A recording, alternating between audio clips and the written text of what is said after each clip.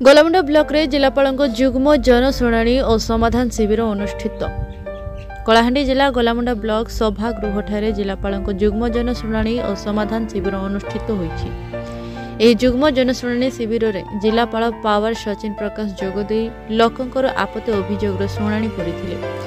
जिलापाल अध्यक्षतार अनुष्ठित एही शिविर रे गोलामुंडा ब्लॉक गोष्ठी उन्नयन अधिकारी श्रीजुक्त श्रीधर पंडा, तहसील जिला परिषद मुख्य उन्नयन अधिकारी श्रीजुक्त दयामय पाड़ी, तहसीलदार चंदन कुमार नायक, गोष्ठी शिक्षा अधिकारी श्रीजुक्त भवानी शंकर जोशी, तत्सहित पुलिस अधिकारी, सरपंच, समिति सभ्य और जिलार अनेक विभाग अधिकारी उपस्थित थे। यह कार्यक्रम में गोलामुंडा ब्लॉक 28 गोटी ग्राम पंचायत अभियोगकारी निज निज अभियोग नहीं जिलापाल को जणाइथिले।